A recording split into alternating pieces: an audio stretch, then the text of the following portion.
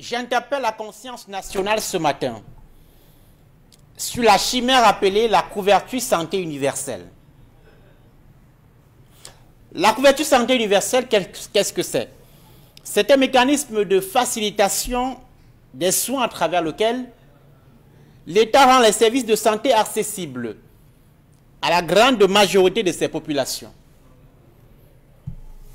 L'État trouve des moyens le service des urgences de l'hôpital de district de Garoua-Boulaye, qui sont ensuite réinjectés dans le système de santé afin de bénéficier au plus grand nombre des citoyens. Au pays de Paul Biya, c'est depuis 2015 que le projet a été annoncé à grand renfort de publicité par le gouvernement.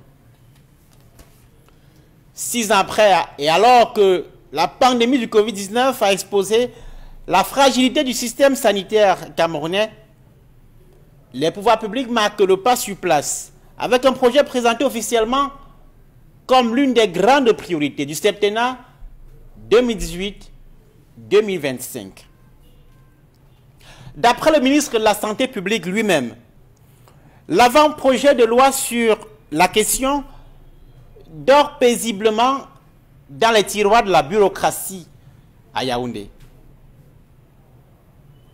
Ce projet de loi, cet avant-projet doit d'abord être examiné, ensuite déposé au Parlement sous forme de projet, les parlementaires doivent l'adopter et puis le texte doit être promulgué.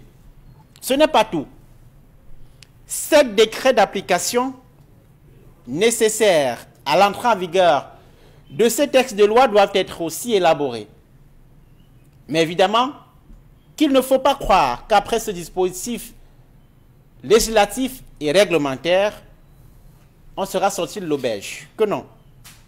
Tenez, si on s'en tient aux déclarations du ministre de la Santé publique, le Cameroun aurait déjà sa couverture santé universelle. Car, en fin d'année 2020, Manaouda Malachi jurait la main sur le cœur qu'au premier trimestre 2021, ce système démocratique de prise en charge des malades serait déjà en vigueur au Cameroun. Mais à la vérité, l'affaire ne va pas comme sur les roulettes, comme on tente de le faire croire. Il y a derrière de grosses luttes pour le contrôle de l'enveloppe de 1300 milliards de francs CFA que la mise en œuvre de la couverture santé universelle va mobiliser. Une bataille qui se voit par le choix de l'entreprise devant mettre en œuvre le projet au Cameroun. Mais l'une des plus grosses curiosités de cette nébuleuse appelée CSU, c'est que le ministre de la Santé publique ne parle plus des cibles générales, c'est-à-dire la plupart, sinon tous les Camerounais. Il parle désormais des enfants âgés de 0 à 5 ans et puis des femmes enceintes. Un discours officiel qui tranche avec les modalités entendues jusque-là,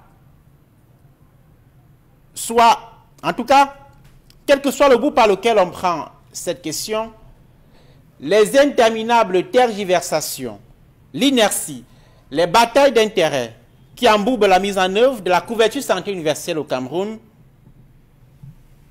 sont révélateurs d'une seule chose. La vie des Camerounais n'a aucune, sinon très peu de valeur pour les autorités camerounaises.